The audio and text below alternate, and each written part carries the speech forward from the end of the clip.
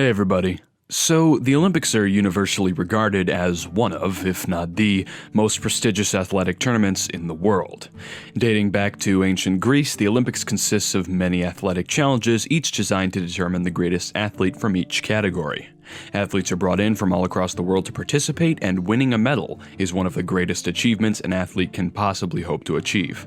I mean, think about it. You go up to an athlete and ask them what games they've won. If they say the Olympics, you probably have more trust in their athleticness now. That's not to say the Olympics have a completely clean slate though, not by a long shot. Since its inception, the Olympics have been plagued by a number of controversies and other such things, like the time in 1980 when Jimmy Carter decided to boycott the Olympic Games because they were being held in Moscow, and the United States decided to hold its own Olympic Games in Pennsylvania with 28 other countries. At the Moscow Games in question, the judges were so often accused of giving faulty marks that they had to get a second set of judges to judge the judges. Also, almost every single medalist of the Games was suspected of being on performance-enhancing drugs, and a Polish pole vaulter named Władysław Kozakiewicz gave the shove-it-up-your-arse salute to the entire audience and almost had his medal revoked. And this is just one of the games. Many others have been similarly screwed up to greater or lesser degrees. However, very few Olympic Games can claim to have reached the standard of screwed-upness set by the 1904 St. Louis Summer Olympics.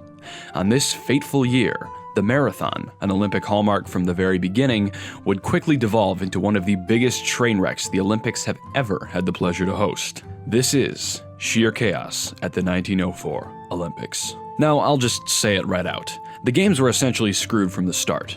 The first Olympics held in the United States should have been a momentous occasion, and it would have been had the Games not been held in St. Louis, Missouri, right smack in the middle of what, at the time, was one of the largest countries in the world.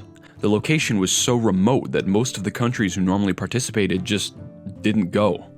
Germany, Canada, and of course the United States comprised 93% of the 651 athletes at the Games, with the United States holding the vast majority of that 93%. As an added element of confusion, the Olympic Games weren't even being held as their own event, instead being an accompaniment to the 1904 World's Fair for some bizarre reason. Even further on top of this, as this was the first Olympic Games held outside of Europe, there wasn't really a precedent for sporting events of this size in the US, and the Games were a case study in bad planning and poor execution. The stage was set for chaos and destruction, and while a number of similarly stupid things happened beforehand, the true star of the show was the marathon, which was plagued by strange events before it had even begun. On August 30th, the runners began to assemble for their race, an incredibly bizarre collection of individuals. Of the 32 racers, a few were actual Olympic marathon runners, and a few more were veterans of other marathon events, including American runner Thomas Hicks. Remember this guy, he'll be important later. However, with the exception of these few actual marathoners, the rest of the competition was a mixed bag. A large portion of the group were still runners per se, just not the right type of runners. The remaining runners were even more of an oddity. On the starting line was Fred Lors, an American bricklayer who was in the marathon because he had placed in a 5-mile race previously. There were 10 Greek participants who had never run a marathon in their life. There was a Cuban ex-mailman named Felix Carvajal who had shown up in New Orleans and promptly lost all of his money gambling before hitchhiking the rest of the way to St. Louis. He showed up to the race half-starved wearing street clothes. There were even 2 South African participants, Len Tau and John Mashiani, who had actually been part of the World's Fair and I guess just sort of showed up to run in the marathon. Ahead of our prestigious lineup, a testament to the event organizers' remarkable lack of forethought, was a 25-mile-long course composed primarily of cracked pavement and dirt road, which crested 7 hills hundreds of feet high and wound through city streets where runners had to dodge oncoming traffic while trying not to die from heat reaching into the 90s, staggering humidity, and roadside dust that filled the air and would quickly enter their lungs. Undaunted by this task, the marathoners lined up at the start, and when the pistol was fired at 3:03 in the afternoon, began the race. At this time, it's worth pointing out that the event's chief organizer, a man named James E. Sullivan, not the guy from Monsters, Inc., had gotten the ingenious idea in his head that runners would do better if he gave them almost no water. You know, water, the thing that they tell you to drink while you're exercising. Yeah, old James decided to place a grand total of 1 water station on the entire length of the course. With this in mind, the race had already begun to collapse. Right off the bat, Thomas Hicks was creeping ahead, and American runner William Garcia collapsed on the side of the road and almost died due to hemorrhaging brought on by the obscene amounts of dust he was breathing in. Felix Carvajal, having not eaten in over a day, tried to ask spectators for food before giving up and just straight up taking some peaches from some spectators in a car. Oh yeah, I forgot to mention, spectators and other members of the Olympic crew were allowed to just drive along the course of the race in their cars while the race was happening. Another American runner, John Lorden, started throwing up and then gave up. Len Tao was making good time before he was chased a mile off the course by a pack of dogs. Felix Carvajal, still hungry, passed through an apple orchard and stopped to chow down on some apples that turned out to be rotten, which made him sick and caused him to take a nap. A bunch of other competitors also suffered from stomach cramps and gave up. This may have had something to do with the whole water thing, but I don't really know. Fred Lors, experiencing stomach cramps alongside his fellow runners, decided against giving up in favor of literally catching a ride in a vehicle during the middle of his race.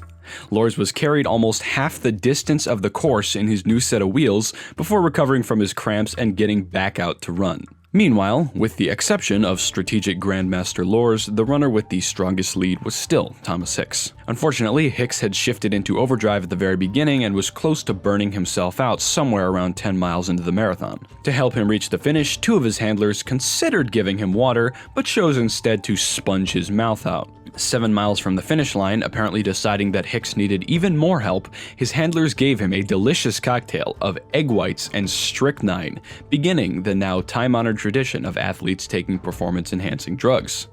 While this technically wasn't illegal because no one had done it before, it's unclear whether this did Hicks more good than bad. It didn't help that strychnine, as you may know, is a lethal compound commonly known as rat poison. However, at the time it was used in small doses as a stimulant. And I mean, this was the turn of the 20th century, what do you expect? People were still taking shots of cocaine to treat syphilis.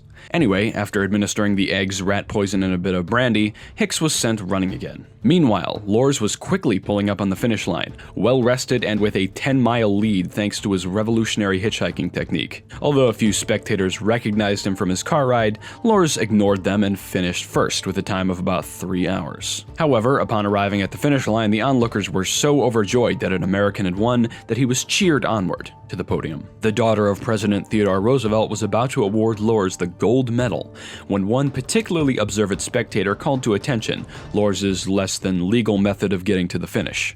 The crowd quickly turned against him, to which Lors could only respond that he, quote, only finished for the sake of a joke, the 1904 equivalent of, it's just a prank, bro. Lors was promptly disqualified.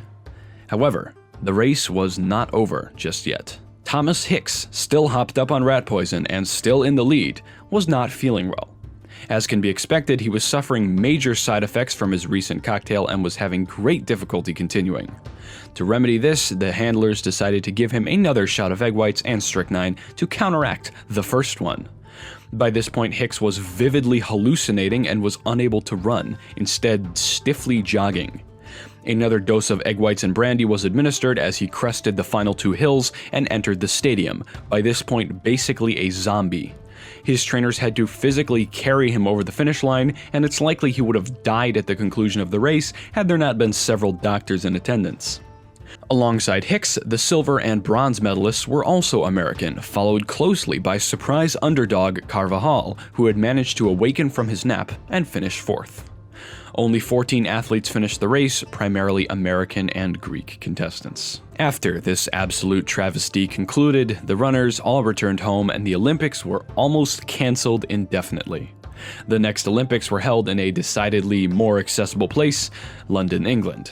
And Fred Lors went on to win the Boston Marathon without hitchhiking. It just goes to show that with a complete lack of planning, more than a few mix-ups and a little bit of luck, anything is possible. Thanks for watching.